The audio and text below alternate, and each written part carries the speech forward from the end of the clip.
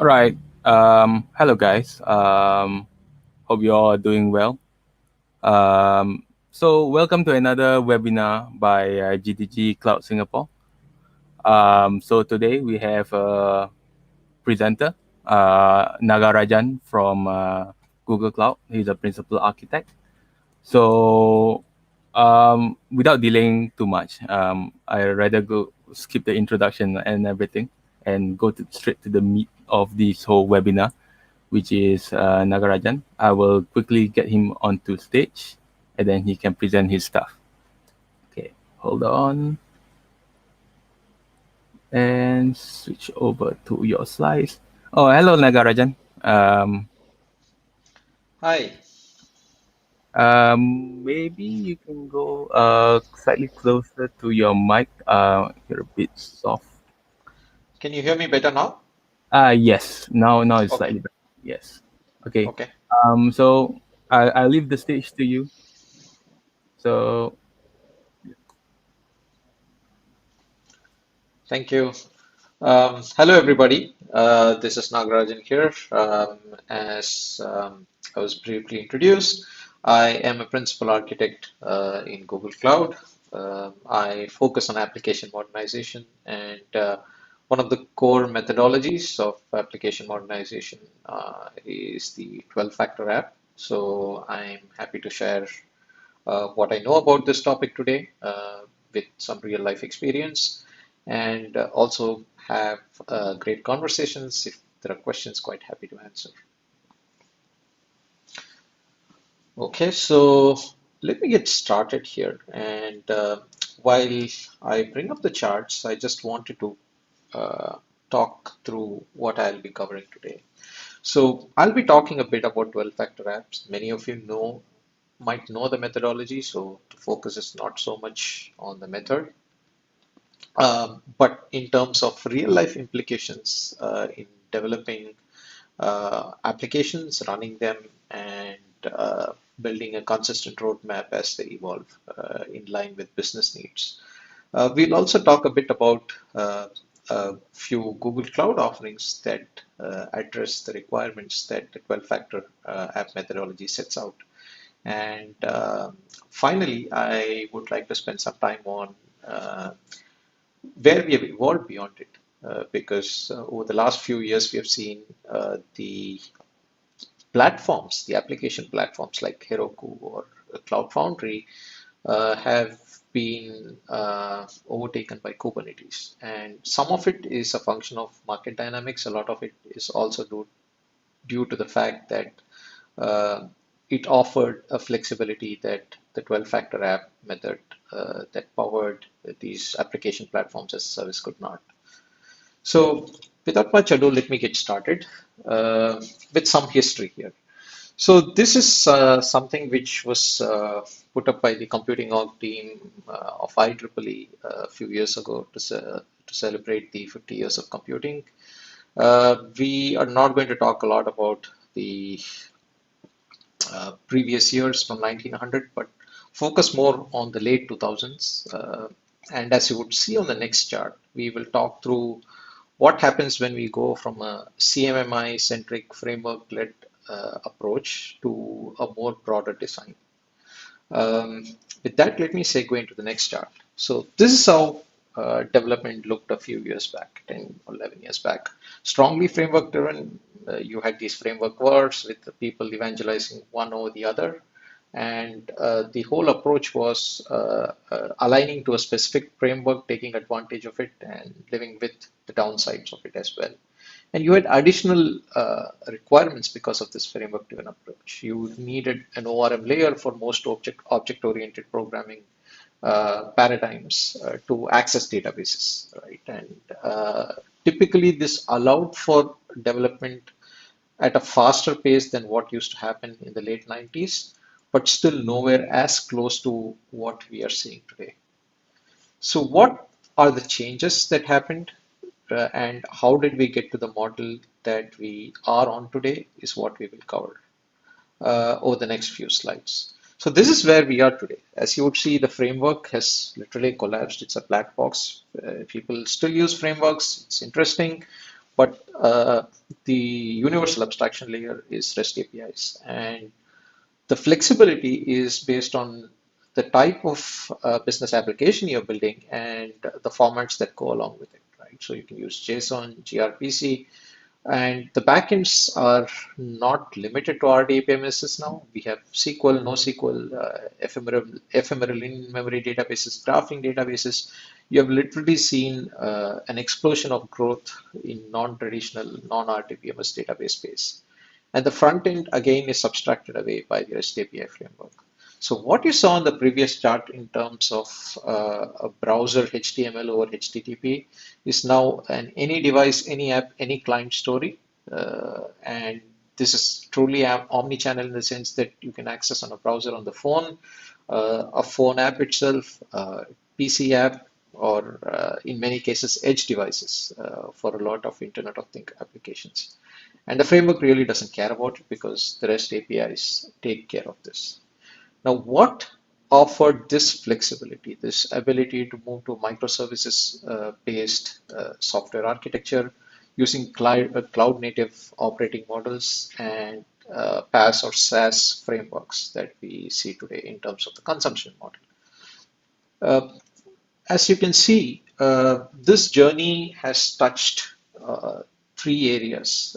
The system design, which is essentially how you get to a cloud native approach, the developer experience in terms of DevOps and the CI/CD pipeline, and the software architecture in terms of getting to microservices. These have been driven by a couple of things. One is domain-driven design, which is closely related to what 12-factor app methodology brings to the table. You can think of it as the framework, as the theoretical framework based on which the 12-factor method is consistently applied. And the operationalization of that method is DevOps, as people live and experience on a daily basis. So if you look at the 12-factor authors, they are very inspired and heavily influenced by the domain-driven design approach. And a lot of the 12 factors speak to the need to adopt domain-driven approach, though it's strictly not necessary. But it's just that those factors play along with a domain-driven approach much better, right? So some of the 12 factors, look as we look into later in this presentation, are very aligned to a microservices-led approach. Sure, you can do them without microservices, but it would be like playing your 20-year-old audio CD in the latest Blu-ray player, right? You can still hear the music, but that's not what you buy a Blu-ray player for. So what does this journey to the present model mean? What it meant is the applications went from monoliths to microservices. The consumption layer went from IaaS to PaaS and SaaS in some cases, and there are various flavors of PaaS as we'll see later. The developer experience went from developing using a waterfall model to continuous delivery, which is nothing but the logical culmination of DevOps. Pre-provisioning capacity into scaling on demand. People always used to purchase additional hardware in the data center because the acquisition cycles were long and just getting physical hardware shipped and installed took time. And most importantly, in terms of availability. So you didn't have to build a buffer in terms of capacity in each area to avoid failures. You just had to build a resilient application. Each of these dimensions have a major impact on the overall agility that we see in the market today. So if not one of them individually could not have bought this agility, even some of them, all of them had to come together, a literal alignment of stars, if one might call them, for this to work out. And as we go through the next charts, we will see how each of these areas are, or each of these dimensions rather, are impacted by the 12-factor approach. Now, what is the 12-factor app methodology? It was first presented in 2011 by Adam Wiggins. It hasn't been updated to 2017. And as some of you would have noticed, that is more or less parallel to the rise of Kubernetes. It grew out of Heroku. Heroku was one of the earliest platform as a service, application platform as a service platform, and later closely followed by Cloud Foundry. And the focus there was initially to build the SaaS application. Now, you might say Cloud Foundry or Heroku are not SaaS, but this was built by the core engineering team in Heroku. So they were building the platform itself, the platform that was used by developers like us to go build applications on. Like I said earlier, it's closely aligned to the domain-driven software framework. It is the foundation on which DevOps and the microservices system design model accelerated on. Without 12 factor, we wouldn't have gotten here this fast. And like I said, significant shaping of Heroku and Cloud Foundry platforms over the past few years. So what does this mean? What does 12 factor mean? So before we go into how, look at the personas that we typically deal with. So you have application developers, you have application operators who manage and operate and bug fix the applications. In some cases, they are the same teams. In many cases, they are not. Then you have the platform administrator themselves who manage the underlying platform. And all these personas work across a typical software development cycle that goes from source to build to artifact storage to deployment to monitoring. So this is a typical software lifecycle all of you are aware about. And the methodology itself is something that extends across the lifecycle. Though people call it a 12-factor app methodology, it is not specific to application development. There are significant considerations around application development, but the methodology itself, as I would show on the next chart, is built on the premise that you don't build software that cannot run. So each of these factors contribute to ensuring that engineering discipline, which is required to achieve that level of software development maturity. I would go into detail of all these factors, but what I wanted to point out here is it extends into each area of the software development lifecycle. Moving on, if you look at the 12-factor software lifecycle itself, the key thing to note, as I pointed earlier, is the whole lifecycle is built to run. Essentially, you have to meet these factors while you're developing an application so that it runs smoothly when it gets to actual execution. What are these factors? You look at it from a lifecycle perspective. Code base, as we'll see later, is tightly tied to the source and development story. Then you have dependencies, which cuts across from source to the deployment stage. Then you have build, release, and run, which starts with the build stage and continues on an ongoing basis. This is the continual feedback loop for 12-factor app methodology. Then you have a bunch of factors that specifically apply to deployment, configuration, environment parity, and admin processes. And then you have some that span across deployment and monitoring, which is backlog services, backing services processes, port binding, concurrency, and disposability. Then you have something specific to the run phase, which is logs, which comes under monitoring. But given the way 12-factor app methodology is described, for a developer to write a code that does not account for logging factors would mean that it doesn't meet the 12-factor app methodology's requirements. So that's how the whole system is built to ensure that code is always built to run. Right, a code that does not run smoothly, no matter what business functionality it adds, is not considered compliant to the 12-factor approach.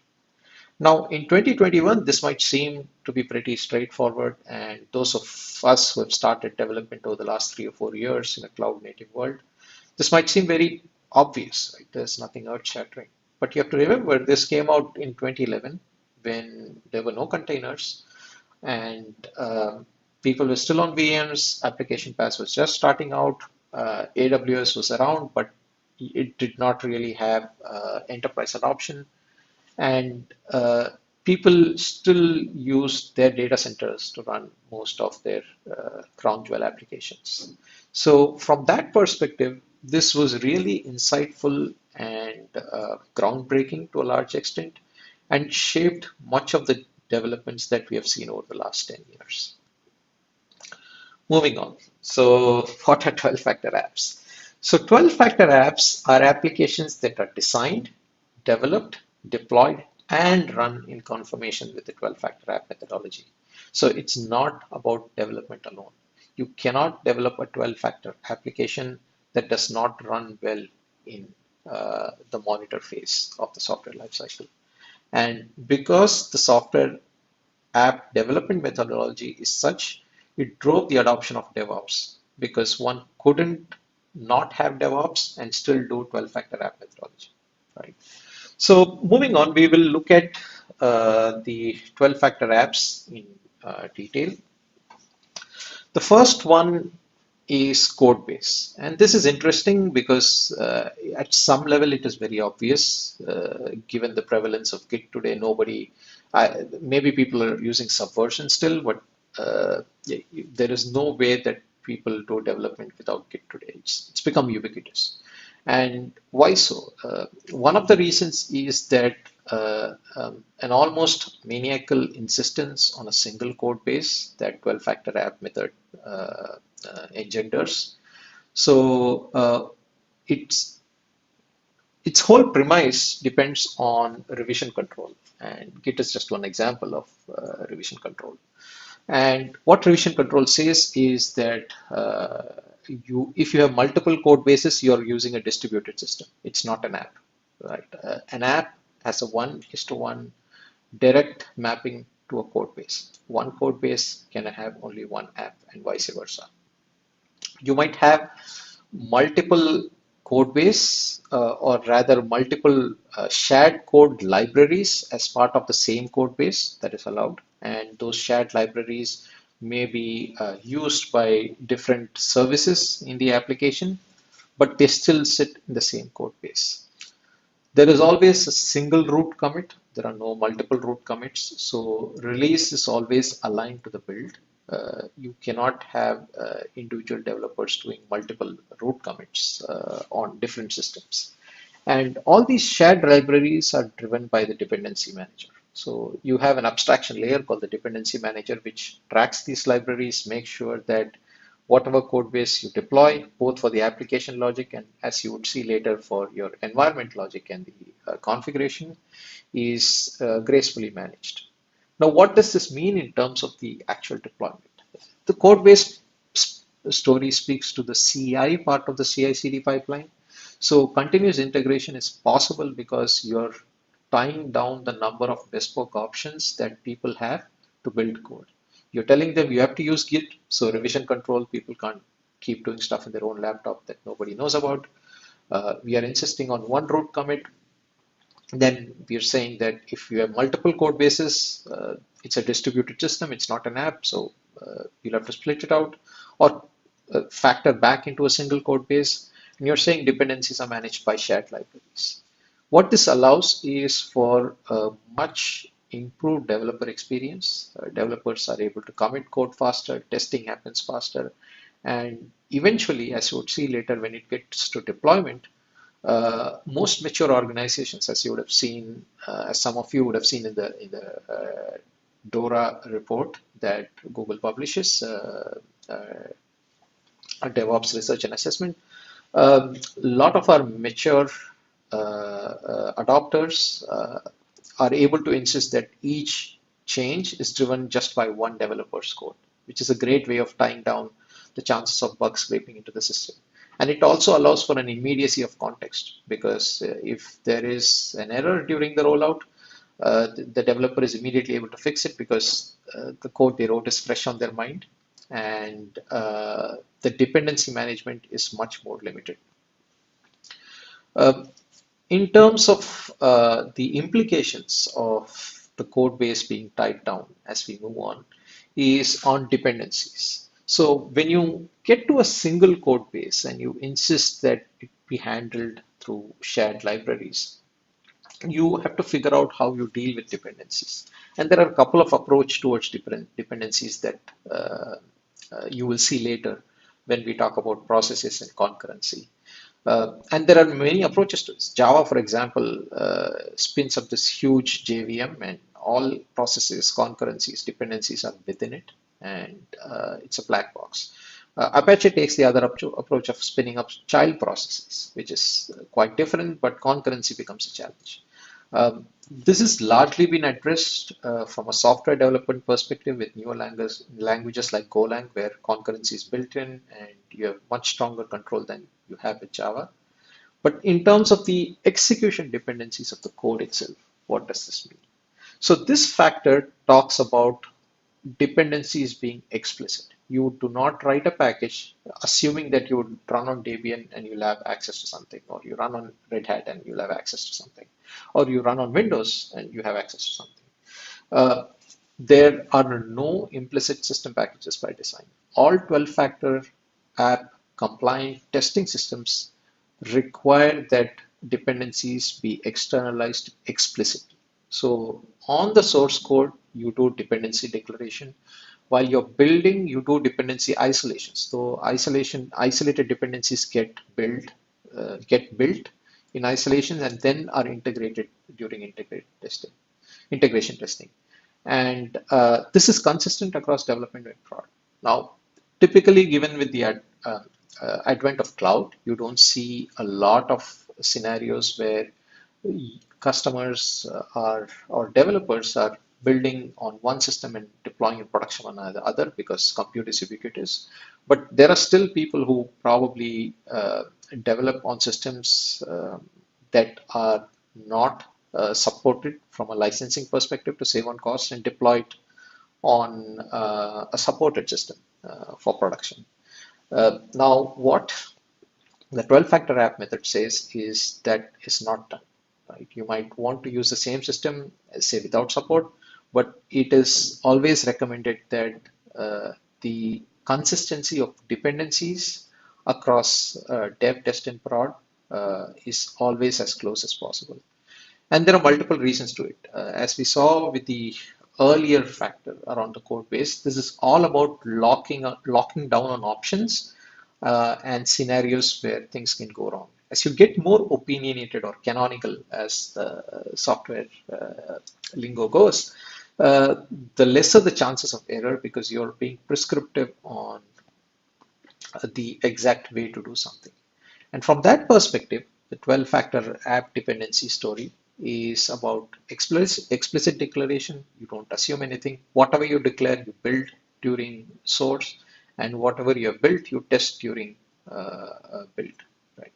Whatever you develop, rather. And make sure this is consistent across all your environments.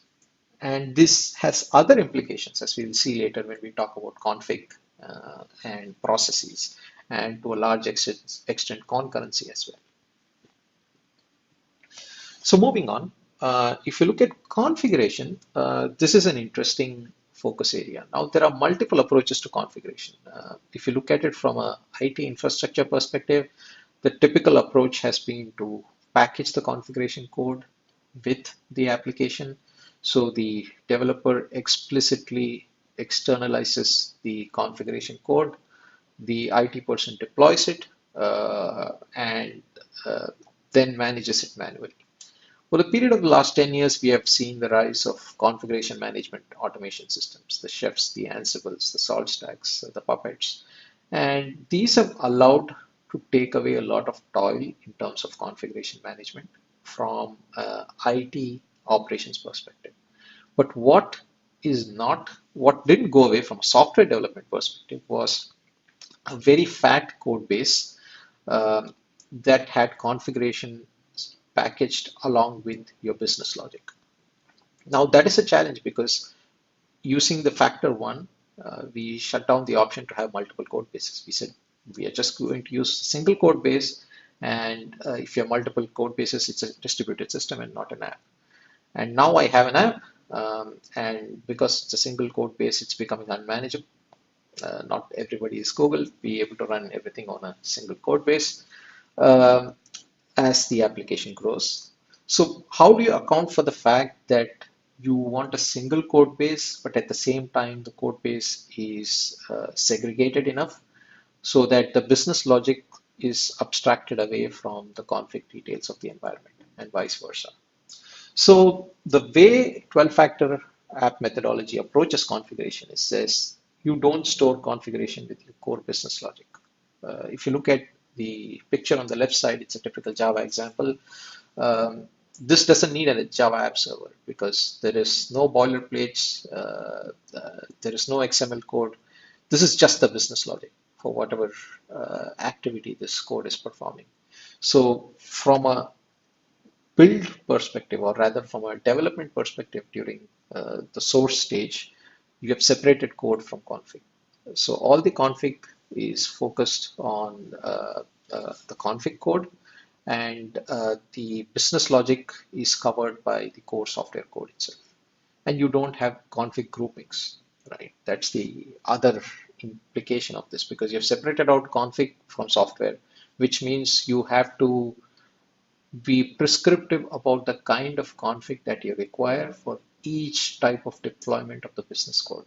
So if I have an app, in the old world, if I had bundled an app config code with the application, I really wouldn't have to worry if it is running on a Windows or a Linux machine.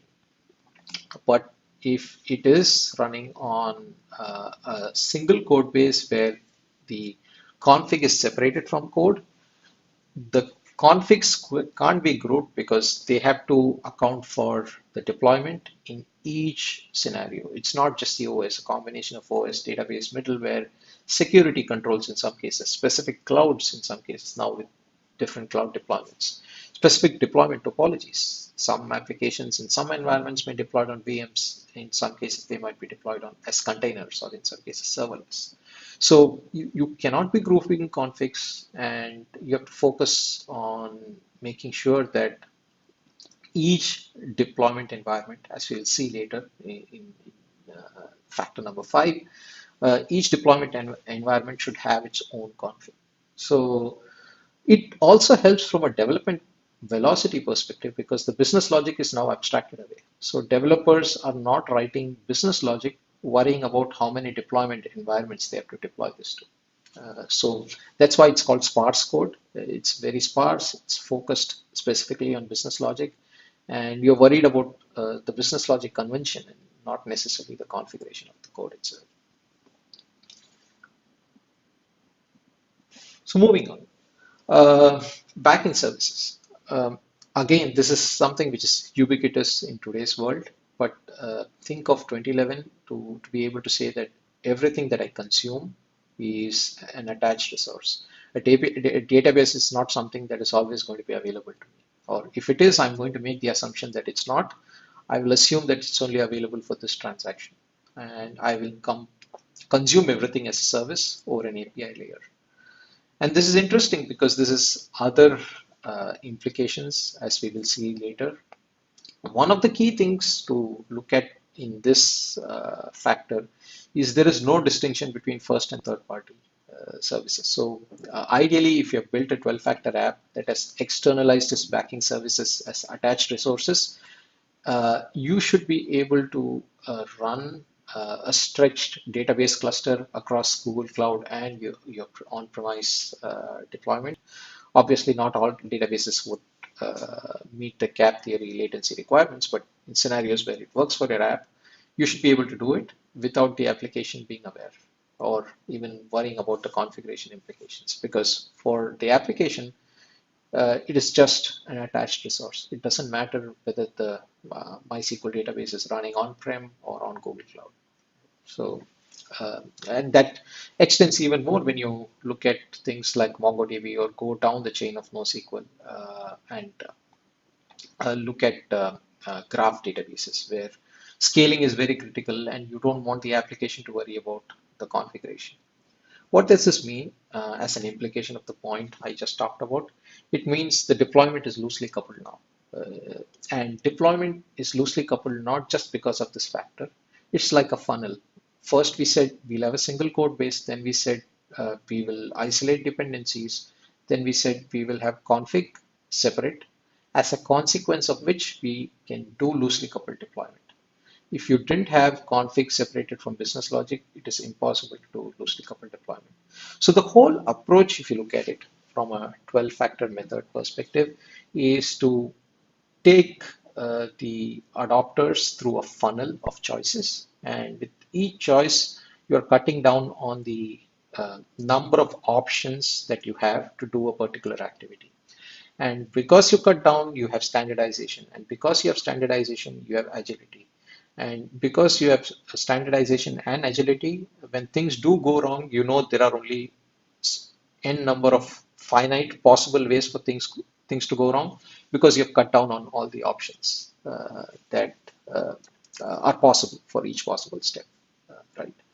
Another thing to note in the backend services story is resources are mapped to services on a 1:1 basis. So if you have two resources, right, you have two MySQL databases, they are mapped as two services, which might seem like an anti-pattern, but later when we look at graceful shutdown of processes, that is an important requirement because you have to understand that uh, there are partition tolerance limitations to any distribution systems, right? Getting around the cap theorem has been one of the challenges of computer science over the last few years. And then again, you have limited by the underlying laws of physics. So you cannot avoid partition tolerance that is lower than the speed of electrons. Um, uh, which notwithstanding that, what one needs to take away from this particular chart is that all the externalized services, since they are just attached resources, the need for the code or the business logic developer to take into consideration what kind of resources are being accessed goes out completely, or at least goes down significantly. And this becomes yet another factor for increase in developer velocity and increasing the speed of the CI/CD pipeline. Well, moving on, we look at one of the most important facets of the 12-factor app. As you would recollect, this is the broadest factor. It runs across build, uh, artifact storage, deploy, and run. So it's a pretty broad area, and it covers significant portions of the software lifecycle. And more importantly, it has prerequisites. Unless you have a single code base, unless you have externalized dependencies, unless your backing services are attached resources, it is very difficult to do a build, release, run in a CI/CD fashion. And which is why DevOps is really tough. It's easy if you're starting a company today and building everything on the cloud. But for most enterprises, the challenge in the transformation is to be able to get from point A to point B while making sure that the ongoing business on a daily basis is not affected. Now, what does build, release, and run mean? We can only have a single code base, as we talked about earlier. It's a single code base. Um, when you add code to config, again, as a consequence of separating config out earlier in step 3, in factor 3, so now you have a code which is pure business logic code. Now you add a config to it. Now config and a code, which is a build, becomes a release. So release is the point of handover, if you might call it. It's the last developer concern. So a developer is worried about releases. And a release is done on an environment and then run and managed by the application operator and the platform admin. The key thing to note here, releases are unique. So in a 12-factor app methodology, each release has a unique ID, it's tracked, and then eventually at some point of maturity, you're able to run developer metrics on it to understand velocity and bug ratio and other typical focus areas for developer velocity management. But the deployments are not unique. So you have release, uh, which is like your golden image, right? To use IT infrastructure parlance, it is deployed as many times as needed in as many environments as needed, using environment-specific configuration. But the code and the build is always consistent for a particular release. And that is important because it allows for stability in the system as you move rightwards from your build slash design slash develop phase to the deployment and run phase. Here you have a focus on stability because operations is all about stability. And the whole SRE practice arose out of this creative tension between the need to add new features from a development perspective and the need to maintain stable systems. And the whole concept of era budgets came. But the important thing to note is that releases are always going to be single and deployments will be multiple based on your environment. And the whole build, release, run discipline is only possible because the first four factors are possible. So that's why I keep going back to the funnel approach where with each factor you're tying down the options, tying down the choices that you have to ensure that you have standardization, agility, and lesser errors, right? And ideally no errors if possible. So moving on, processes. So why a process is important? Like I spoke earlier, different software development paradigms have different approach to software. Sometimes some different approach to software processes.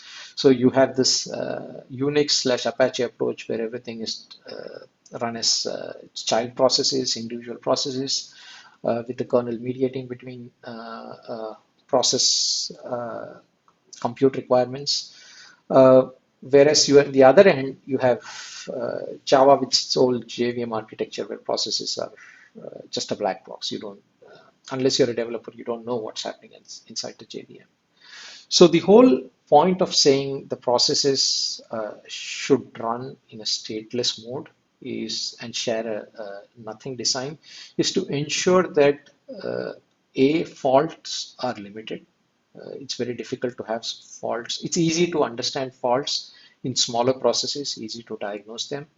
And they also allow for lower number of integration faults. Typically, integration faults happen in large systems because you have a black box like Java, or you have thousands of running processes with tightly coupled dependencies, right? Where unlike we saw in the factor 2, the dependencies have not been isolated.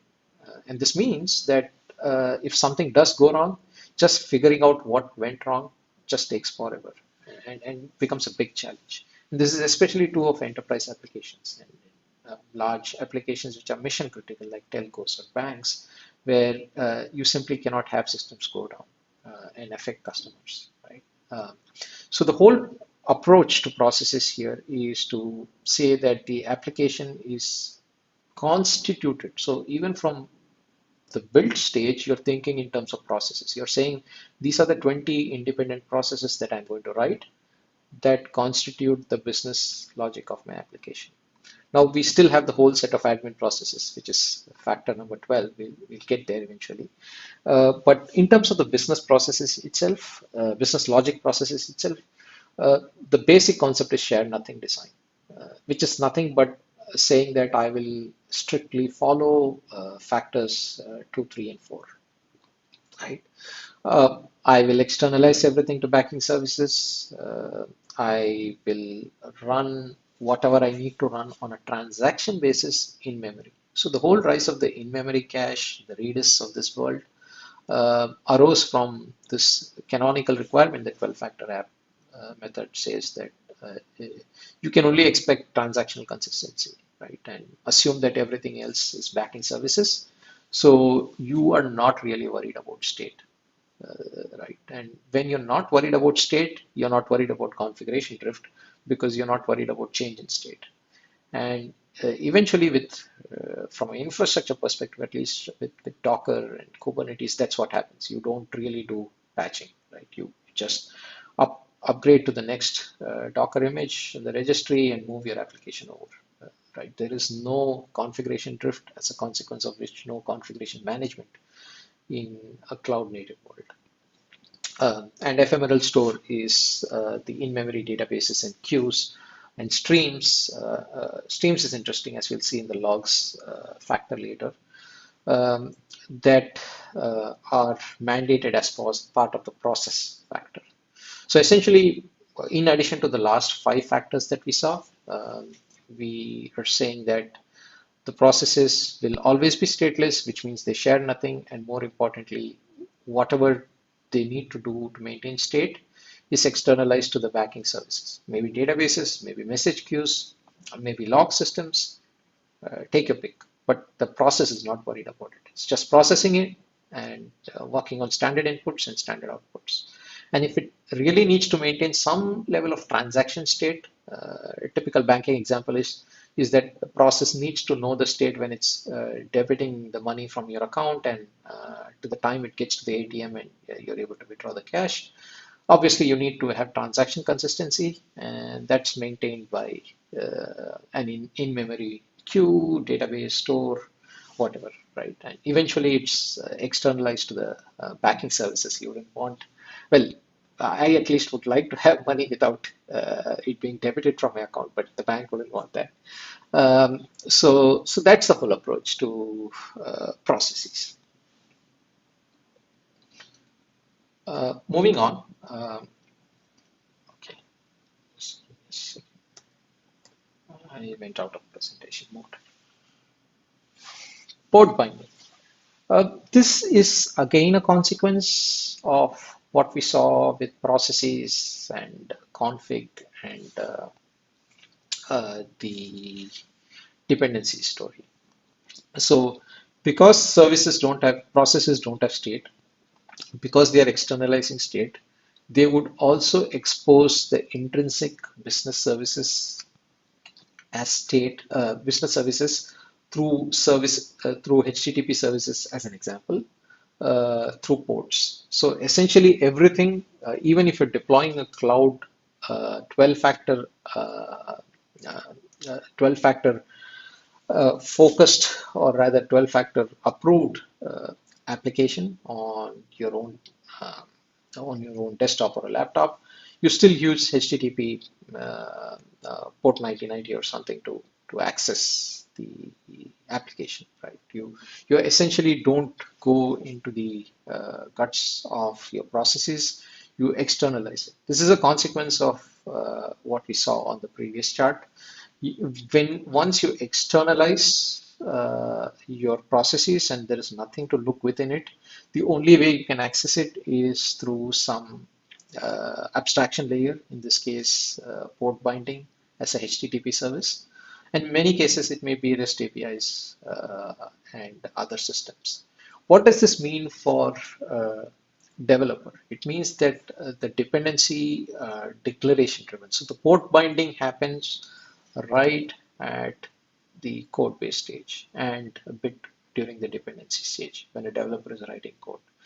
The developer is forced to confront the reality of how this specific process would be running during runtime, and how will the application operator and the platform admin view what's happening and troubleshoot or deploy or change it. And as a consequence of this, port binding makes sure that it is very tightly coupled to dependency declaration and then dependency isolation during test, as we saw earlier. And this is executed in user space. Essentially, when in this case, the user space means when it is in the deployment environment of that particular instance of a process. So as we noted earlier, you have one release, but you can have multiple deployments. So if of one stable release, if you have one specific deployment on a particular platform or a stack, and you have one process running there, it has its own port binding. So across apps, across distributed systems in a typical enterprise, you are essentially saying each service has its own port and I will access them through ports, which is a big deal in terms of manageability for the platform and the application admin. And over a period of time, as the system evolved to support observability, which is the new rage among cloud native systems. Moving on, concurrency. Now, concurrency is as old as the hills from a software development perspective. We have looked at parallelization, serialization, right from punching cards to mainframes to distributed system, client server systems. So this has been an area of interest for a long time. And typically, concurrency implies that your scale is slightly an anti-pattern to workload diversity. As you have more and more process types, scaling by itself is not really a challenge, but the availability, capacity implications of the need to scale becomes a challenge. Now, some of it has been solved at a compute layer because cloud is ubiquitous now. You don't have to worry when you're deploying on the cloud unless it's a massive application and you expect cloud to run out of capacity. But in general, uh, that doesn't happen today. So what does it mean from a concurrency perspective? Because we said we are going to use processes in the process model, and since each process has dependencies that are being clearly isolated, called out during code, tested during build, processes are first class citizens. And you would see this if you're using development using Golang or any of the newer languages, even Rust for that matter. There is significant support for concurrency in the system. And essentially, what happens when you have different processes for each function, which is what we did earlier when we said dependencies and we said self-contained processes and uh, externalized state, is that it allows for a lot of horizontal partitioning. What that essentially means is we are designing software in such a way that we don't run into the challenges of the CAP theorem in terms of partition tolerance very soon. Right? It's still there. It's a reality of life. It's a reality of physics, but you don't typically run into it for your typical app running at a typical scale. Right. And we are able to do this because of the last 7 factors that were taken into consideration. So because processes are first class citizens, scale out happens during the process model. You only have to figure out, do I need to increase the number of processes for this type of process, or do I need to increase the number of type of processes for this particular scale?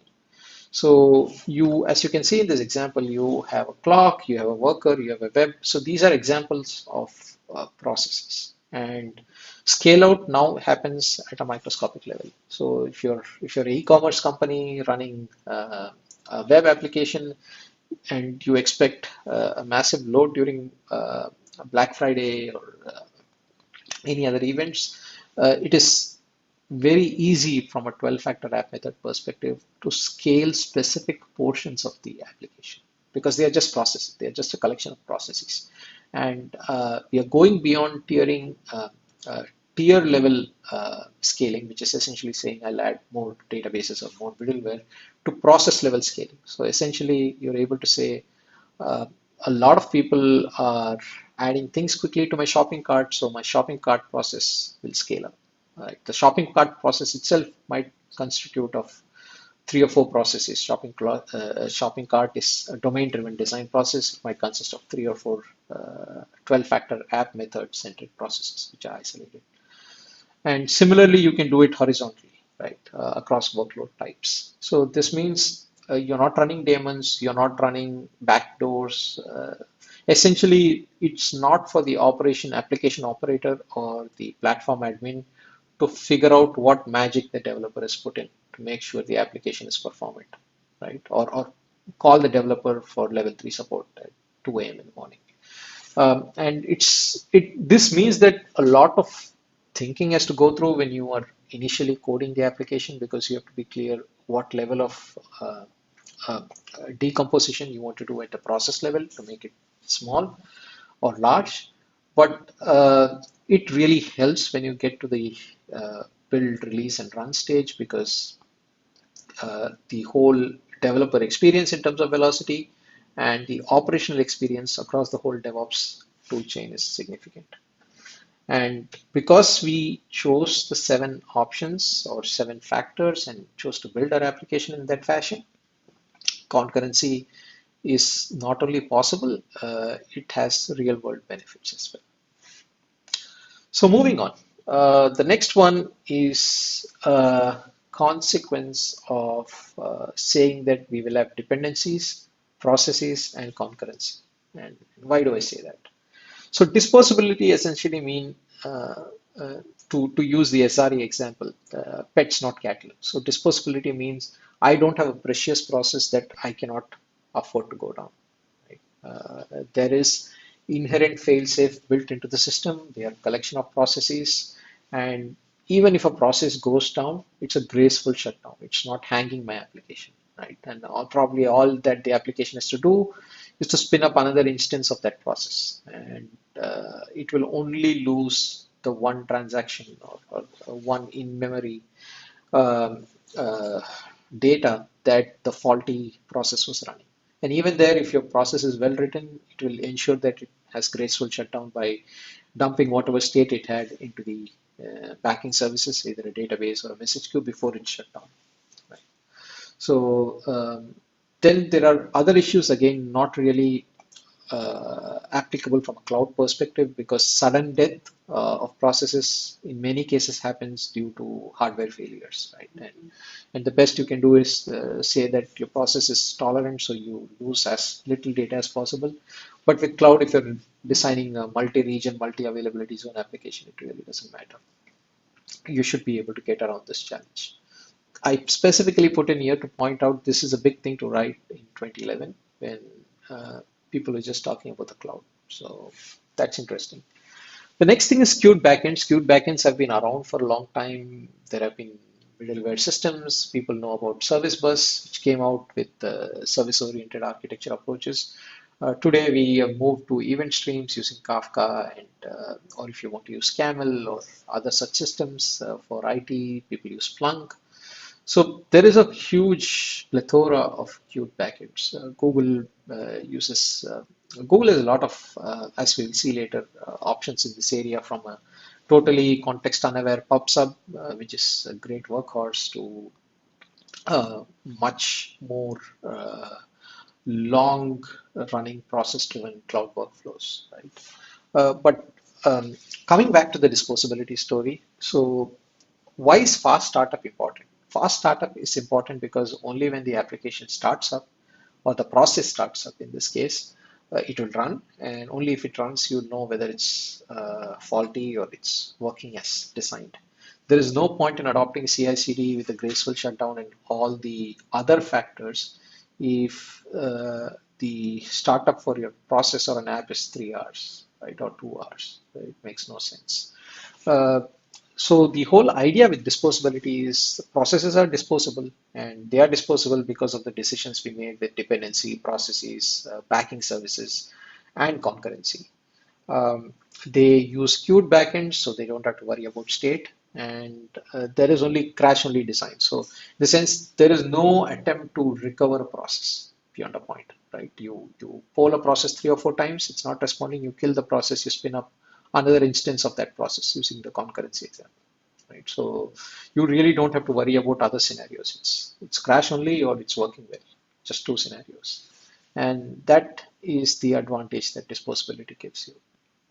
Now, an interesting point to note with disposability is that the idea of disposability from a software perspective is what gave rise to the whole serverless approach. People think of serverless as more of a deployment architecture paradigm, but in reality, if you're able to write all your business logic as functions, think of functions as processes, and you're able to write them in a fashion where they are isolated, self-contained, you are talking about disposability, right? So, which is not something that people think of, but and it's not easy to write large enterprise applications purely on a functions model.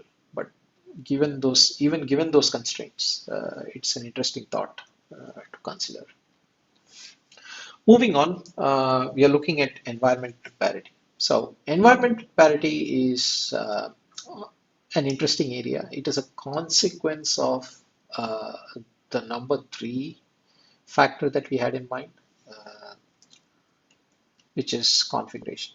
So because we said we are separating configuration from business logic code, and we are not going to have configuration in groupings, it is important to maintain environmental parity across the life cycle.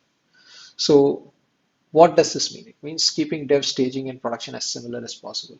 Uh, not necessarily from a capacity perspective. Nobody will look to spend as much money in terms of production on staging in test and dev from a capacity perspective. What it means in terms of parity is the config similarity. So from a configuration perspective and the software stack perspective, one tries to keep the environments as close as possible, because the challenges that come with a continuous deployment design is typically a time gap, the time it takes, and we try solving it by using the fast startup option that we saw earlier. There is a personal gap in terms of the amount of work that is needed to be done and the skill, right?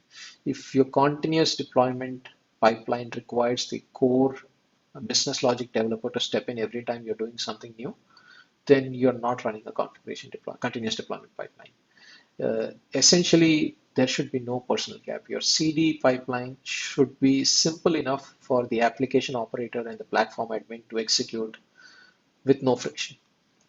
You will always run into one wild example once in a while, which is okay. You can always have the core developer on call, but that should be an exception, like once in a year kind of activity. And finally, the tools gap. Even if your deployment design is quick, your people, the processes are simple enough for your platform admin and your application operator to operate it. If there is no automation from a tools perspective, you have no idea how your config is getting deployed, you're not going to help yourself. Right. So once again, this is another example where all these three are necessary but not sufficient requirements. And only if you execute all these three together, you are able to hit a continuous deployment design cycle. And the critical thing to note here is, because we said there are no grouping for environments when we talk about config, each specific flavor of code plus of your source code plus config plus release has to have an environmental configuration written in place. So you literally have a catalog. We try to solve this in the container world using container registries, but generally the whole approach is to be able to say these are the 20 different environmental configuration flavors across OS, across databases, across dev, test, and prod for my release, right? For a particular release of an application. So, so it is finite, and if things go wrong, it is only possible within those 20 different systems, and not a 21st system where somebody configured something on the fly manually, right? And that kind of ties down a lot of configuration management related issues. And again, this is something very interesting and insightful to think of back in 2011. So we are down to the last two, logs. This is interesting because if you go back, this is the only explicitly focused area for the run manage piece, right? So while other services are cross-cutting, logs are generally monitor-centric. And why is this important from a developer perspective? Well, if a developer is not building code or developing code that allows for logging in a manner that the application operator and the platform admin are able to make use of, then it is not 12-factor app compliant, right? So 12-factor method compliant. So what this makes sure is that you're building software to run. So run becomes a first-class citizen. So somebody writing code has to think of what happens when this code runs and how are my people going to support it, right? And that's why logging is important from an app development perspective. What you see on the left is a typical Google Cloud example. We will talk about it in later slides. And while back in 2011, there was no idea of observability, it was not even in the horizon. People weren't even thinking about it. What happened as a consequence of 12-factor app method adoption is that because logs are treated as event streams, people said, okay, if logs are treated as event streams, why can't I use them as arguments in my software design? So that gave rise to event-driven architecture. Then people started saying, let's route logs. So logs became a source of intelligence. So you could use arguments on log and state that log has provided to make decisions. Then came indexing with the whole ELK stack. Then people started doing analysis, right? And then eventually graphing with graph databases, which is why you got to tracing and telemetry. Then user-defined heuristics, which is essentially a fancy way of saying that you have user-defined thresholds to monitor something.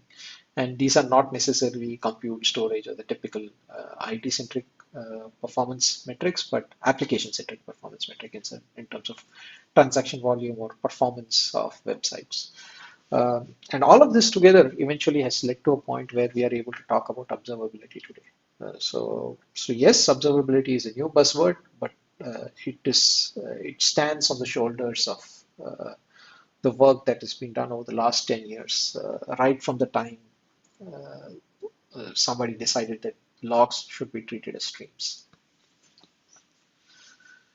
Moving on. This is a bit of a humor. So the joke here is that because the processes themselves are isolated from a 12-factor app perspective, admin processes are just another type of processes, right?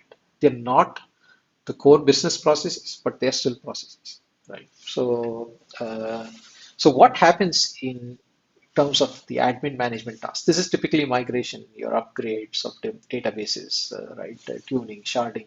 So all these run, manage, admin tasks are one-off processes. So you still call them processes. You do it along with releases. So there is no configuration management in the middle.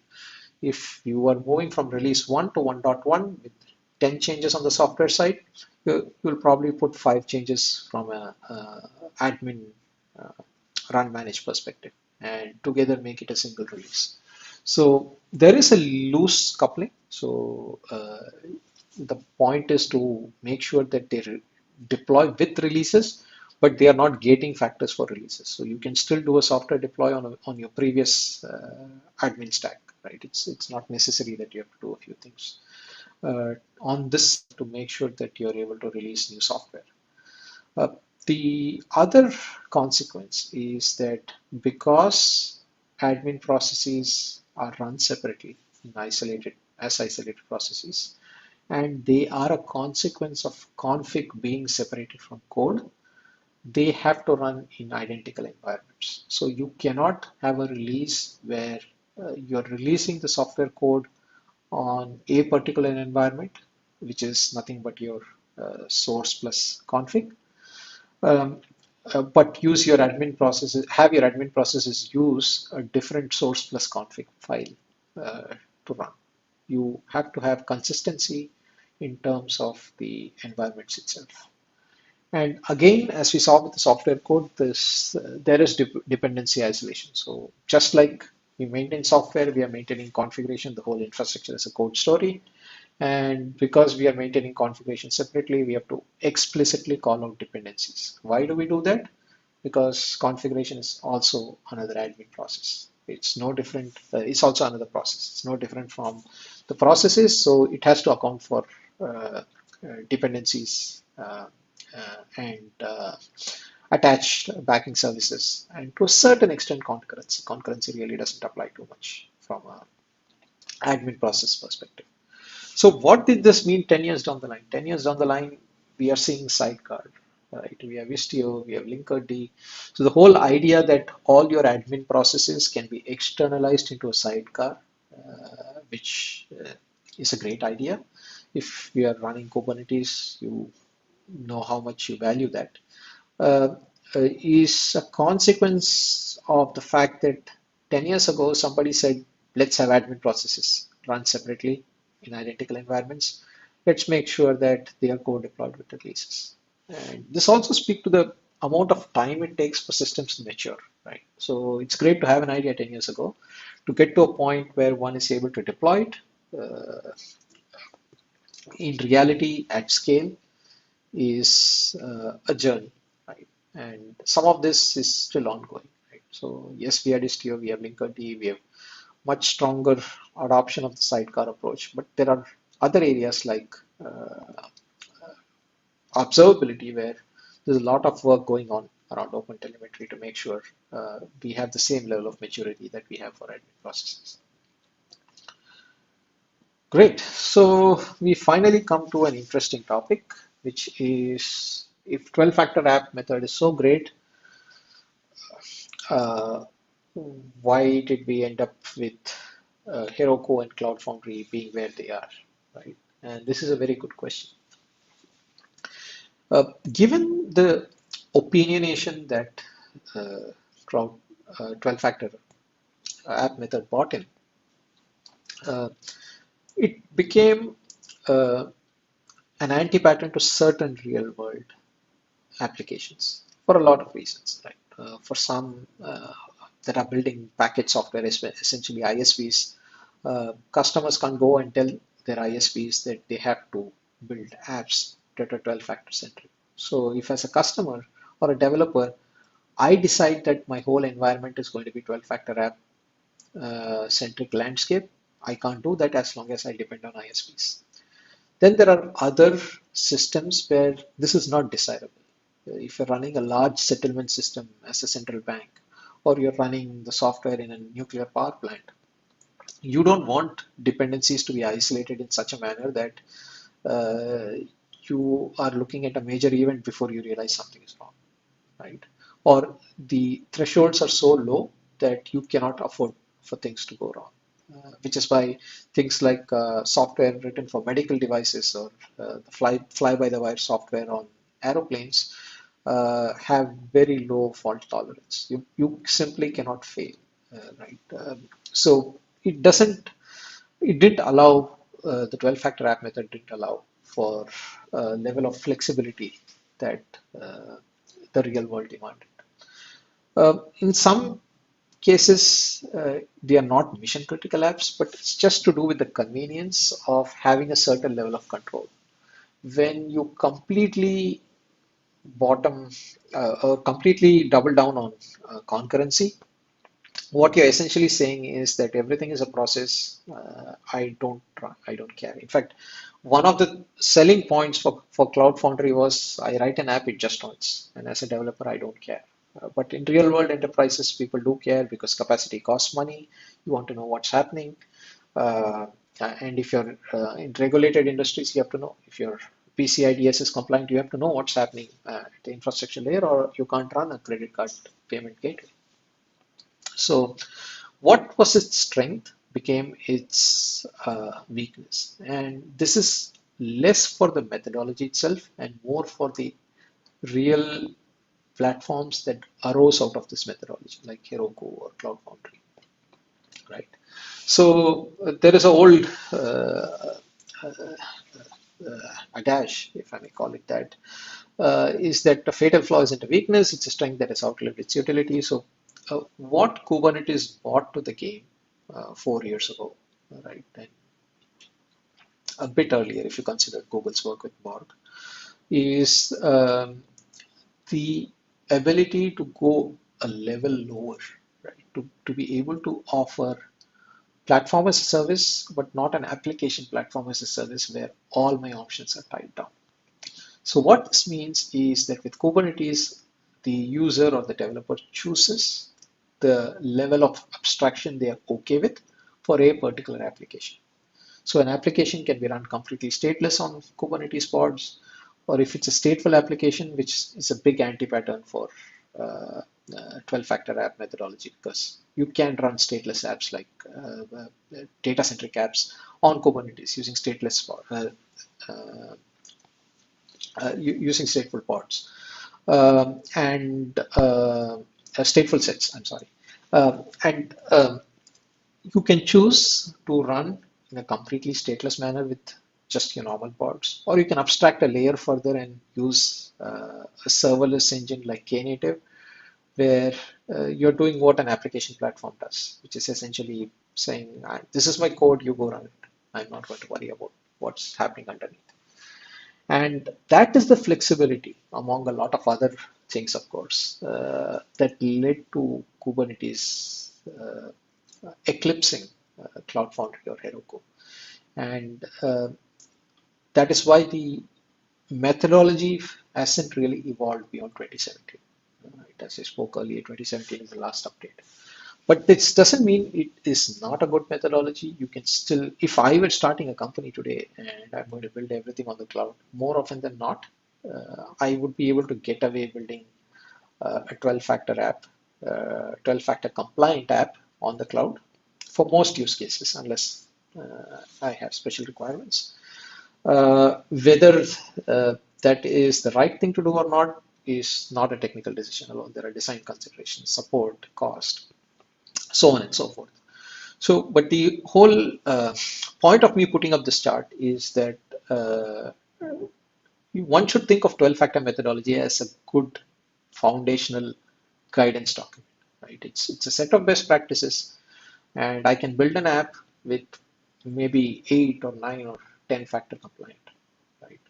I must have good justification to do it, and I don't have to build every application in my environment to be 12-factor compliant. Going back to the earlier example, if I'm adopting Kubernetes, I might have some applications that are running on Knative, some of them running on stateful sets, some of them running as just ephemeral pods, right? And that is the flexibility which 12-factor methodology lacks, which is not a big issue because it's a methodology. It has to be canonical one way or the other.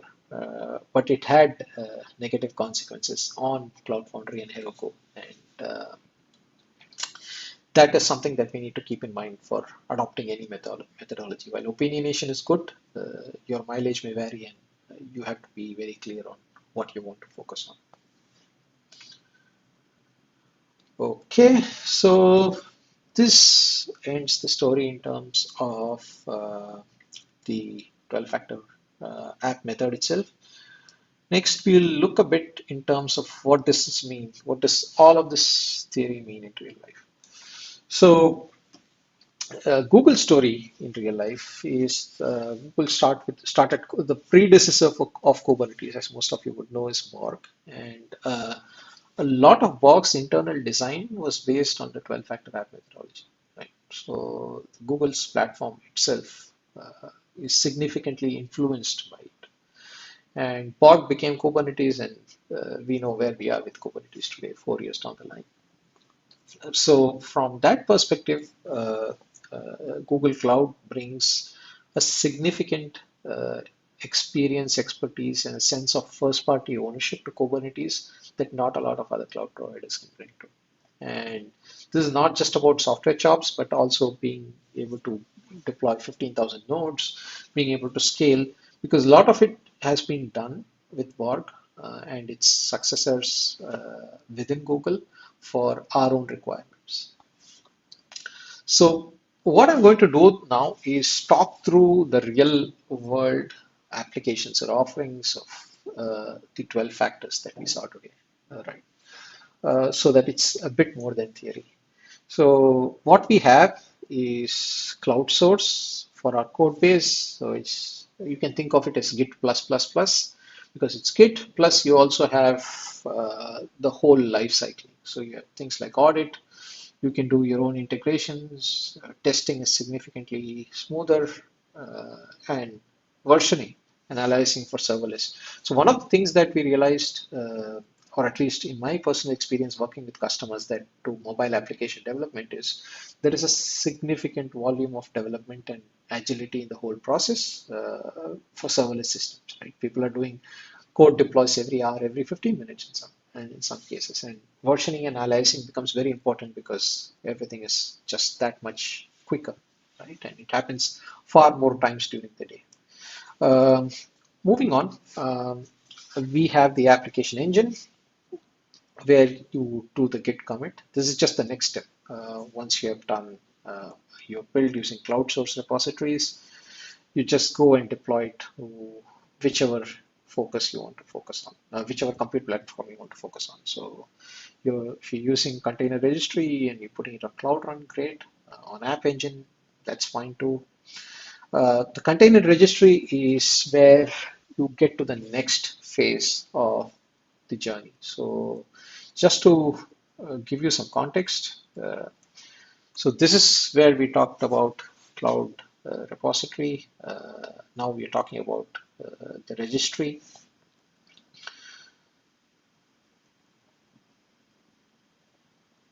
Yeah. So this is again much more than a Docker registry. There's cryo compliance, and uh, the key thing here is the security aspect, right?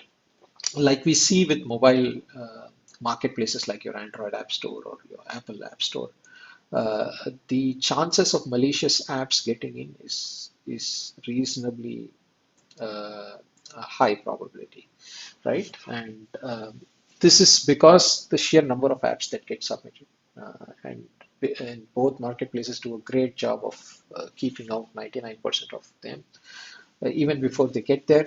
But then some of the apps that do get through are taken down on a retrospective basis. So that is a similar story with containers, right? As your Docker registry, as your container adoption increases, you're looking at a Docker registry of hundreds, sometimes thousands of images. Uh, and unless security is built in to your registry, you are exposed to a lot of risks, right? In addition to the ubiquitous day zero risk that everybody is exposed to. So one of the key features is security is built in.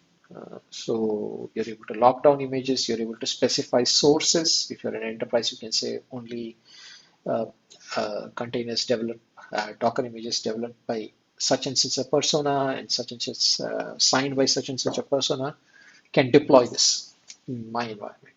And to have in-depth vulnerability scanning as well.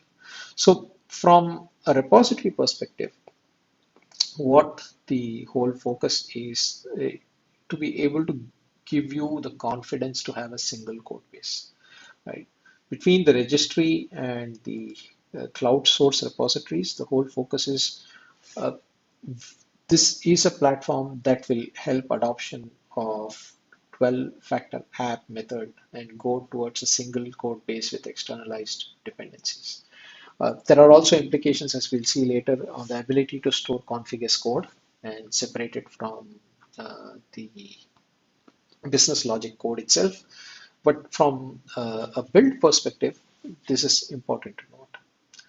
This is just an example of how it works. So you have source repositories. As you can see, there are multiple source repositories. So you can have Google Cloud Source repositories or GitHub. It goes into your continuous integration pipeline, which we'll talk about in a bit. And the container registry does all the heavy lifting in terms of security, right? So your base image, layer scans, you have cost info, you have build info, vulnerabilities, right? If you're going through an ISO audit, you can just click a button, get all the reports you need, right? And even demonstrate the ability to do it. Moving on, there is an API library that goes along with it. So you have a container registry API. So it's not necessarily that many of our customers don't use the interface directly, right? It's tied into their CI/CD pipelines. So if they are using a different repository, it calls container registry API still. So it's agnostic in that fashion, unlike other cloud providers that work typically with only their homegrown first-party products. Um, and then you have a lot of these settings that I talked about around security, being able to do vulnerability scanning. Then you get to configuration, right? So configuration is something that's done using config maps. And this is a great infrastructure as code offering. And this is again compliant to the config factor, configuration factor of 12-factor app methodology, where it says your configs are separate from your business code, and you are supposed to not maintain them in groups. You're supposed to keep them environment specific and at the same time loosely coupled with your core code base. Your configuration allows that to happen. And the interesting thing is there are a variety of configurations. We have had customers where uh, the configs of the infrastructure team, the security team, and a compliance team, which is a different team in regulated industries, are able to write their requirements as config policies, bundle them up, and we are able to create concept config maps, right? This is typically used for non-sensitive information because this is unencrypted. We also have something called secrets, which is specific for confidential encrypted information. So typically your authentication keys, so on and so forth. Some workloads, all the information may need to be in secrets, like PCI compliant workloads. Backing services, this is essentially inbuilt feature of Google Cloud. Right? You go from current environment to your replica as a matter of just clicking a couple of buttons. Right? It just goes on and you're able to do it. So you have the current environment, you have the current architecture, and your replicas can just be chained. This works great for databases and other systems. Yeah. Um, and essentially take the backing services onto the cloud. Similarly, for build, release, and run, uh, this, as we spoke earlier, we are talking about a complete life cycle, so or significant parts of the life cycle. So you have integration across the CI/CD pipeline, right? So you have kube control, you have Git, you have Docker, your user workspace that's connected to your container registry and Kubernetes itself. So you're able to build, release, run smoothly the highest developer velocity possible, right? Obviously, all of this is backstopped by the fact that you are using cloud repositories, source repositories, and cloud registry to be able to maintain the control and security that you need before you build, release, and run. So you have source repositories, you have a container registry and an artifact registry where you just store uh, artifacts. This is interesting because many of our customers are slowly adopting GitOps where they don't necessarily have to do a lot of artifact storing, but many typical enterprise customers still develop code, convert them into artifacts, and they leave it in artifact registry. So this essentially is what are the benefits of what we saw earlier. I'm not going to talk through every point because we covered earlier. Uh, the one thing to note though, if you're just starting off your development journey, is you only pay for what you use and you get 2 hours free a day, right? And you're charged by the minute. Um, in terms of the build processes, how cloud build is, the anti-pattern, as you would see here, is the ability to build stateful microservices, not just stateless, and be able to do it uh, with the same process, right? You're not looking at a different store. And this is exactly the kind of flexibility that Cloud Foundry or Heroku didn't offer, which Kubernetes does. This is the in-memory store for transactional requirements, like I spoke about earlier. Redis is a very good example. It's a managed service, so you don't have to worry about scalability and security and even availability. Um, Moving on, port binding. I think I shared the code earlier. We have the similar approach to be able to look at specific configurations that we need to bind ports to for each process or service that you're developing from an application perspective, either at the Kubernetes level or the cloud build level or completely serverless cloud functions level. Concurrency, this is an example of stateless application being concurrent. As you can see, high availability is built in through multi-region and multi-zone clustering. Scalability is ubiquitous on the cloud, and most importantly, auto-updating of the cluster. Right? So, because you're running a stateless serving batch workload, it really makes no difference to your application. So you have a low maintenance approach, and your admin, platform admin, and your application operator would have other important things to do rather than focus on this. So this kind of rounds up the compute product portfolio in terms of cloud native applications you can run on App Engine, Cloud Run or Cloud Functions. This typically map to what we spoke about earlier, the flexibility that Kubernetes offers in terms of whether you want to run completely managed applications, or you want to just run functions, or you want to have some level of control. So these are examples of Cloud Console UI. So I'm not going to go through each of them. This is just to show you the cloud functions and the language runtimes that are supported by cloud functions, right? And that's all, right? You're done. Auto-scaling is another example of concurrency. You can use Google Kubernetes Engine. Disposability, this is an example where your business logic code is able to run as a process, and if the connection closes, it's done, right? If there is no response, the port is closed. Environment parity, again, what we saw earlier, not a big difference. The interesting thing is the deployment manager, where you're able to maintain the environmental parity, because think of this as a service catalog of all possible environments that you want. So you are able to write configuration and deploy it across a variety of Google products, not just cloud native ones. Uh, Logging, Google's platform is extensive. Just a typical example, rather than talking through charts, I thought this example would be useful. So here we are using the billing reports view to look at logging cost, and you're able to see for each Google service what is the cost, what discounts, and here you're able to see the spikes and ebbs. So essentially you have significant telemetry and near observability. I'm not claiming 100% observability given use case requirements. And this is something that you saw earlier. So this is by cost. Here you're looking at it by service.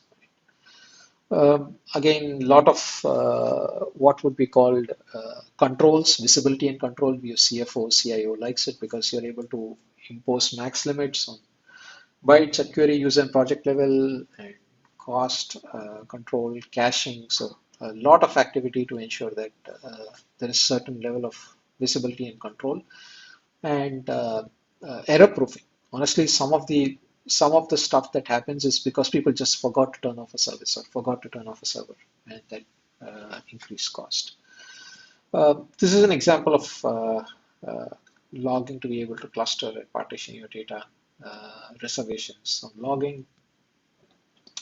This is the final example in terms of the admin processes itself around Google Cloud. What we are looking at here is an example of how the admin process is run in the same, in a similar environment, under the same cluster, in a similar environment, but it's isolated, right? So in that sense, Kubernetes and Google Cloud completely embrace the run admin processes factor completely, right? You're still running it in the same environment in an isolated fashion.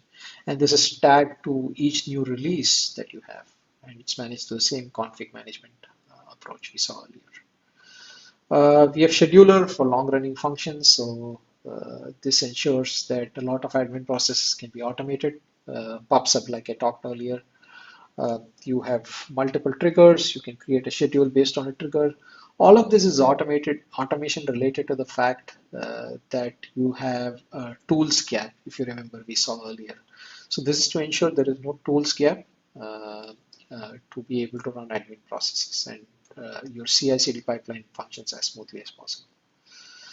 This is a typical example of the observability we talked about. You have a system, you have PubSub, you have functions, and you're able to look at what's happening in each of these systems when you run admin processes. And because they're running off the same continuous deployment code base for a particular release, you're able to deploy it consistently across regions. Okay, what happens beyond 12 factors? So if you're new to Google Cloud, I think you should be looking at the APIs first. There is a whole API story. This is the next logical evolution of everything being REST APIs. Right now, we are moving to an API economy. Um, then we have security.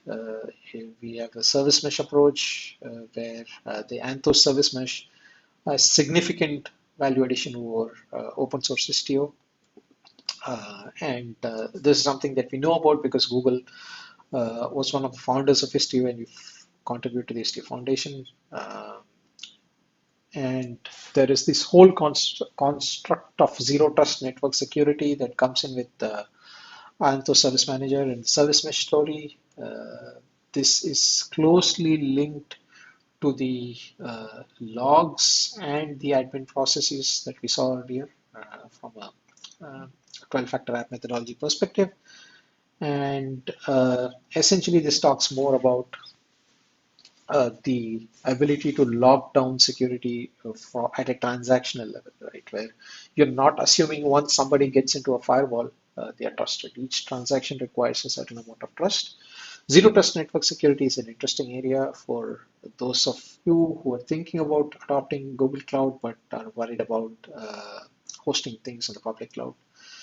Even otherwise, it's a good concept. This is something Google has significantly dog-fooded internally, right? Our systems, we use zero trust network security internally.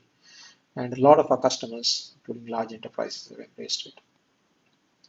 So observability is not necessarily a 12-factor app method outcome by itself, but like we saw in the logs example, if you do all of it, it allows you to get to a point where you have observability, where you really understand service dependencies. You're able to look at services using SLOs, right? Not just look at raw data from monitoring or logging.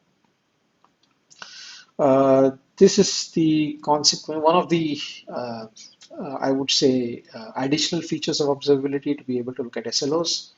There is a microservices demo application that you can look at and play around with. Our architecture center has a significant amount of examples. And of course, you can reach out to me on LinkedIn or email, and I'll be happy to point you along if there are any questions. Uh, this is an example of the microservices demo from GitHub, so you might want to deploy it and look at it at your convenience. So I have some references here in terms of what we saw earlier, and I think it would be available on YouTube and other sources when you want to look at your own convenience. That brings us to the end of the presentation. So I appreciate all of you for joining. And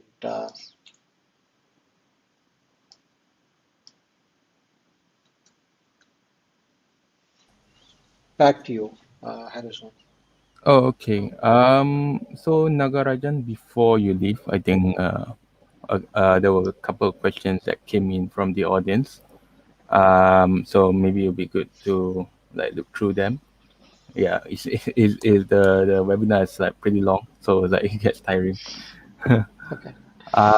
So okay, so there is one question by Zekum. So his question is, so how does logs tie in with environment parity? So should logs only run on production or should it run on other environments as well? Yeah. Yeah, that's a very good question, right? So it really depends on what mileage you're expecting. Ideally, instrumentation should be consistent, right? You might say, I want the same metrics that I track in production to be tracked in dev and test as well. But you might want to save money by saying, I will run this particular logging once every 3 seconds on my production and once every 5 minutes on dev or test or once every hour, right? And that's how you ensure that you have some baseline data to ensure that tomorrow, if you get into a real incident, you have traceability to go back and look at the logs and say, okay, this is where things went wrong. But at the same time, you are not doing an overkill by managing to the same level of standards that you manage production. Did that answer the question? Yeah. So Zakem, I hope that answers your question. So if you have any like further questions based on that response, maybe you can like quickly type in and we can handle that along the way. But in the meantime, we can proceed on to the next question. So there's one more question from the audience by Sridhar. Sridhar. Yeah. So hopefully I didn't butcher his name. Um, so his question is, apart from 12 factor, so I guess, so his question is how does the UI and UX can be modernized from a low code or no code perspective? So from front end, I guess. That's a very good question. So again, UI UX is not typically application concern as much as it is user experience concern, right? It's more of a front end. Don't get me wrong; it's important for UI UX to work, for the application to work, but it's not necessarily an application modernization question. It's more in terms of you are looking at consumability to increase. And one of the challenges that you can address using a low code, no code perspective is to be able to have a consistent UX across platforms, right? And here, when I use platforms, I don't mean cloud platforms. I mean user platforms. So you have devices, you have computer, your PC, your laptop, desktop, devices of different sizes. So the UI UX experience is to cater for all your possible consumption platforms that your user is on. And a low code, no code approach will allow you to scale that much faster, right, across UI UX systems. The fundamentals of UI UX systems still follow the 12 factor app methodology, but the focus more is on user experience and consumability. All right. So hopefully that answers the question. So apart from the audience, I have a couple of questions of on my own, so don't mind. um, so regarding one of the regarding one of the steps, which is the build, release, and run step, right? So I kind of have this impression that the 12 factor, this whole 12 factor methodology, kind of yeah, they were mentioning about the separation between build and release, right?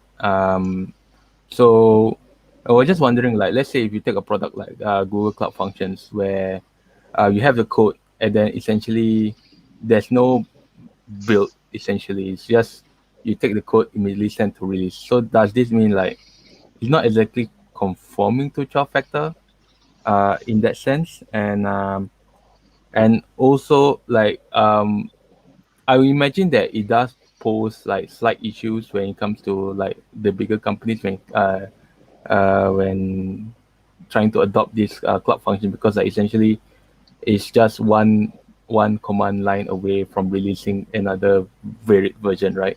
You can't like batch up a bunch of artifacts to slowly upgrade your application. So like in your line of work, like how does the big companies or big enterprises look at this product and think about whether to take on and use it, etc.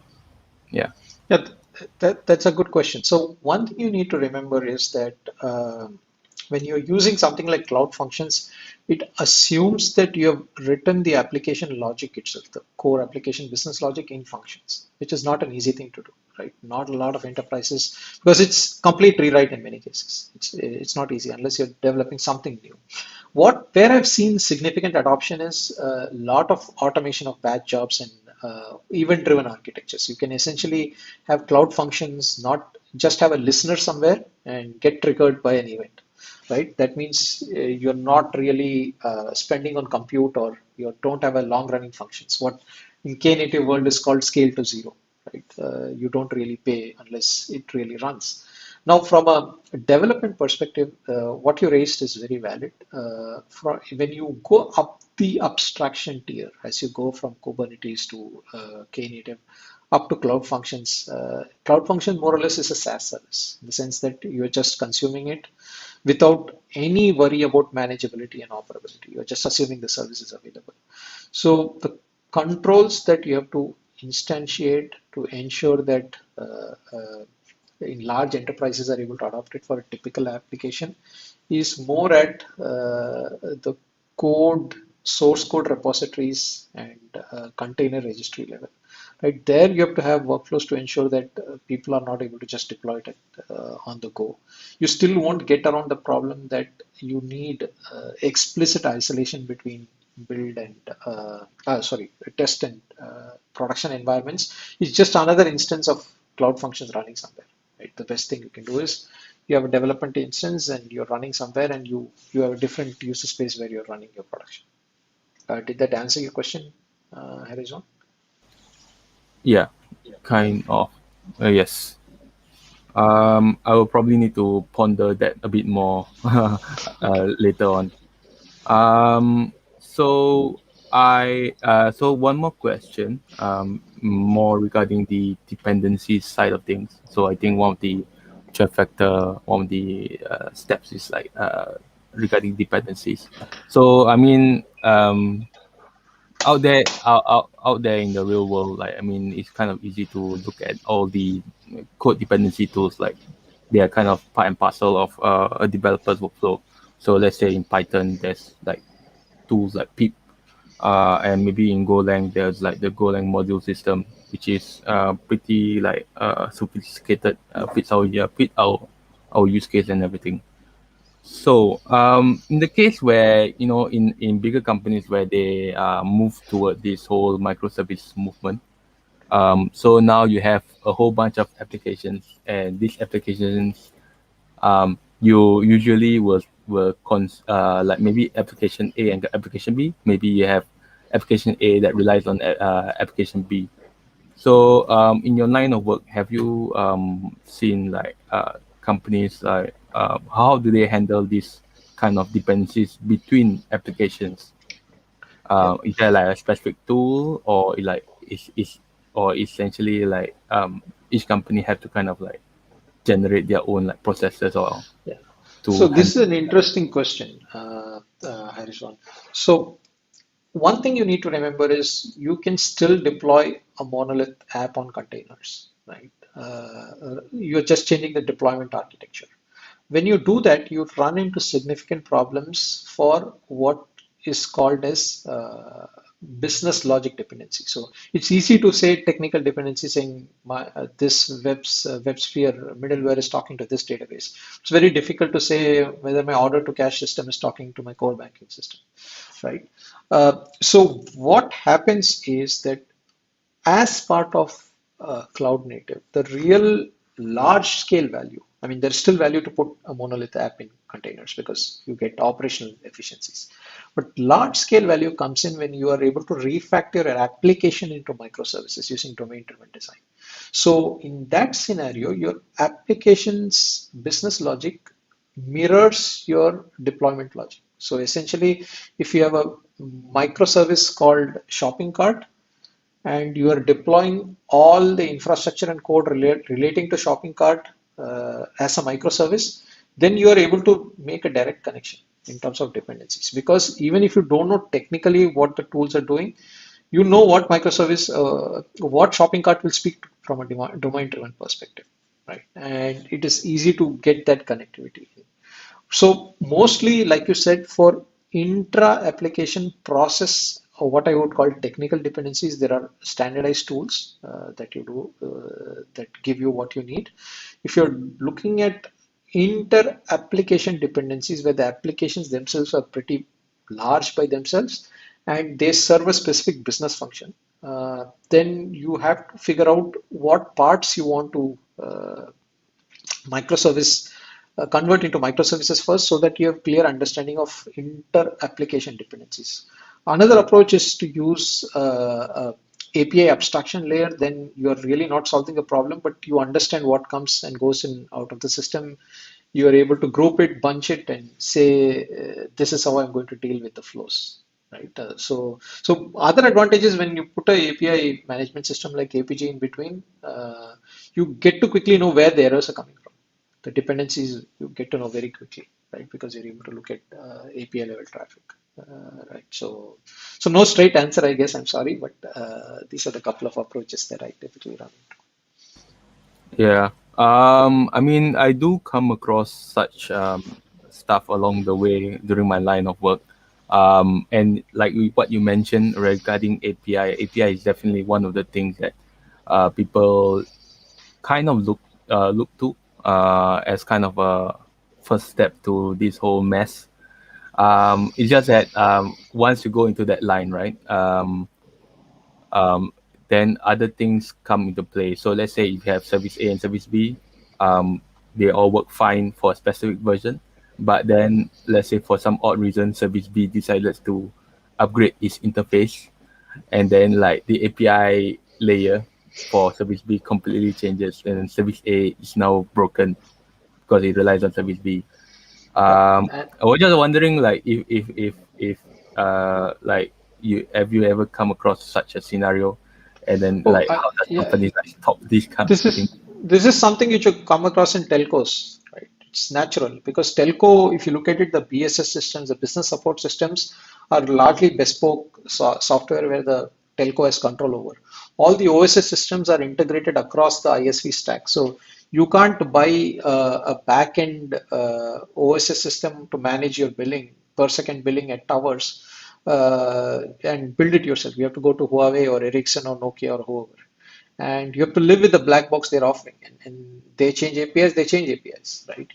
That is the nature of existence. Banks work with core banking. If you're on a core banking, if you're on Oracle FlexCube or Oracle Financial Services, you have to live with what APIs they're exposing. So this is a challenge for many industries, right? So the longer term approach is to move towards open system and microservices so that you don't have this problem. Which is why I think it's a your mileage may vary story, because if I'm a telco, I'm going to retire some system in 3 years, I'll just put an API for now because I don't want to move microservices. Maybe I'm moving from Huawei to Ericsson in 3 years. So I will not do it. I'll just put an API for now and be happy with it, right? Somebody else might look at it in a different angle, right? So it's more driven by the business requirements, because converting to microservices is a big project, and unless you have the support and financial impact, it's not going to be easy to happen. But for front end, I shouldn't say front end, but because it's a different meaning. But for telco BSS systems, which are homegrown or which are bespoke, it's much easier, right? You say, okay, this is an app I'm going to continue developing, so I'm going to change to microservices. This is app I'm retiring, so I'll just put an API layer for now. Okay, that kind of answers my thoughts surrounding this topic. I guess just one more question, just out of curiosity. So, just now you're mentioning about a couple of products. So one of them regarding the build system wise, which is container registry and artifact registry. I do look through artifact registry, and like they have something similar, where they provide um, a place to kind of store containers. Like, is there a particular difference between container registry and artifact registry in terms of the container, like storing and holding the container? And like, is it like a sign that like container registry going to go away, or like, yeah? Well, not really. They serve slightly different purposes, right? So the container registry is more for the primitives, though you can store significant amount of customized code-driven containers as well. Artifact registry is for the artifact for the code you have developed, right? If you're not doing GitOps, you typically provision from an artifact. Earlier, people used to use stuff like Artifactory, right? And have artifacts, which is essentially your binary stored there in some sense. So that's the focus area. From a functionality perspective, it seems very similar if you look at from a technical angle, but from a user consumption angle, artifact registry is clearly positioned as a place for you to store your software artifacts, your code, your development artifacts. Oh, okay. So like the purpose of the two tools are completely different. Like, even though registry does have the capability to store containers, that's not its primary purpose. Like, its primary purpose is to serve like the binary aspect of things. Yeah, yeah. Like, It's suppose language packets, right? If you have a lot of NPM, you can store it in artifact registry, which you can't in container registry. yes. So yeah, so that is the whole approach. Look, in terms of evolution, where the roadmap goes is something which we'll have to see. But yes, right now, technically they sound very similar. Functionally, it's an evolution. But from a user consumption perspective, they serve two different needs. Okay, noted, noted. Um, yeah, so I think that's all the questions at least I have, and seems like no other questions coming in from the audience. So I guess with that we can end the webinar here. I guess that's a whole that we can just wrap up the webinar here. So yeah, thanks Nagarajan for this whole webinar regarding 12-factor apps. For I'm pretty sure for some of the audience is a pretty kind of new topic. Like I mean, for most developers, they don't generally think of this like, oh, we need some sort of like standardized, structured way to learn how to like make sure that the apps are operationally sound. Because I assume like this whole 12-factor apps just to make it easier to operate this whole like thing in the production sense. Developers were just like, okay, I need to have like some stores, so maybe I'll just store in some file something. They don't really think of this kind of stuff. So yeah, it's a good topic to kind of cover and give some base on. So yeah, once again, thanks Nagarajan for coming here and giving this webinar. So hopefully, if you do have any like further topics, maybe we can like discuss further and like maybe you can set up another session. But yeah, Sure. with yeah. So with that, thank you everyone for attending this webinar. Hope to see you guys soon one day. Okay. Bye bye. Bye.